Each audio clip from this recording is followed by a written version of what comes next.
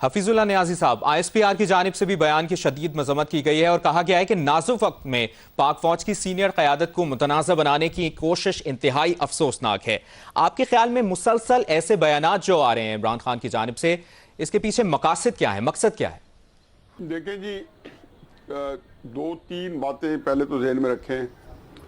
پہلی بات تو یہ ہے کہ یہ فار دا رائٹ ریزن اور رانگ ریزن،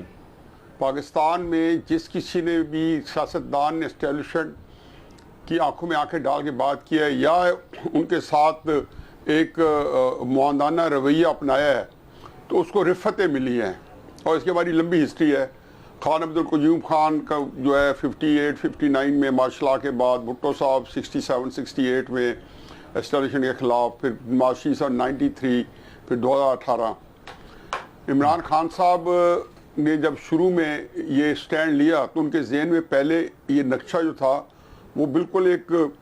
سمجھ چکا تھا کہ میں جب ان کے خلاف ایک تصادم یا ٹکراؤ کو بیانیاں دوں گا تو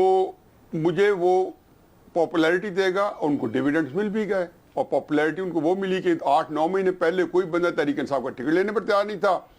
اب وہ ان کا بیانیہ ہر طرف چھایا ہوا ہے، یا کم از کم ڈومیننٹ بیانیہ پاکستان میں، یا پاکستان کی پالیٹکس کو وہ کنٹرول کر رہا ہے۔ اب اس کے اندر دو تین چیزیں ہیں۔ پہلی بات تو یہ ہے کہ عمران خان صاحب کو یہ نہیں پتا تھا کہ یہ اس کی کوئی لمیٹیشنز بھی ہیں،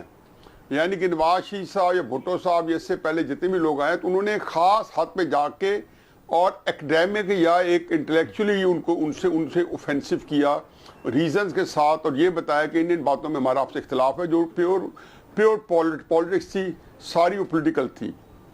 اب اس سچویشن میں جب کہ عمران خان صاحب جو ہیں وہ ان کو یہ نہیں پتا تھا کیا لمٹس ہیں، تو چنانچہ انہوں نے جیسے دیا، اور ان کو اب ان کے عمران کے ساتھ ایک اور پرابلم ہے کہ ان کی زندگی جو ہے 70 سالہ زندگی جو ہے اس میں سے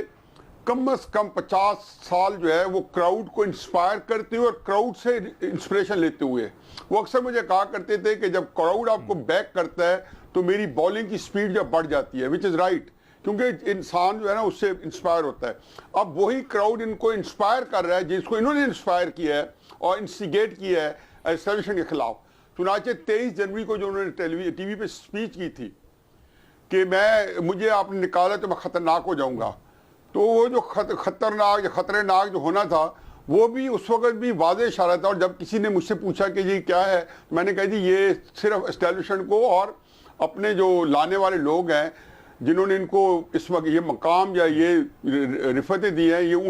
انہی کو ہی سنا رہے ہیں، اور ہمیشہ انہی کو سناتے رہتے ہیں۔ اب فیصل آباد کا جو پرٹیکولر جلسہ ہے اس کے اندر میں نے کچھ اور چیز بھی دیکھی ہے،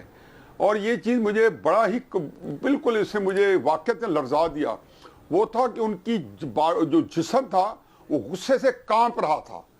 یہ پچھلے جلسوں میں غصے سے تقریریں کرتی دیکھیں، لیکن اس طرح ان کی باڈی شیک ہو رہی ہو،